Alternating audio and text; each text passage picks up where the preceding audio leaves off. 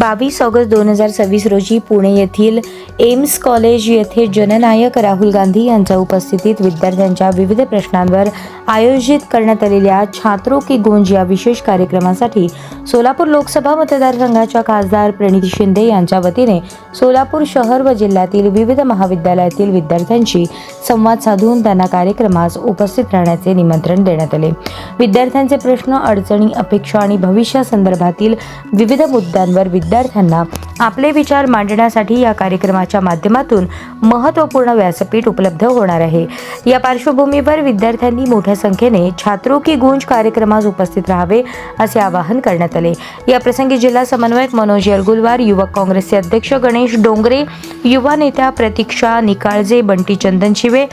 Padmini शेट्टीयार, media प्रमुख Tirupati Parkipandla, NSUI शहराध्यक्ष शरद गुमटे, अनुसूचित जाती विभागाचे अध्यक्ष सागर उबाळे, विकास बाटलीवाला, शिल्पा चांदणे, सचिन पवार, संजय गायकवाड, सुभाष वाघमारे, सुनील सारंगी, धीरज खंदारे, प्रतीक शिंगे, चंद्रकांत नाईक, व्यंकटेश बोमेन, पवन सग्गम आदी उपस्थित होते।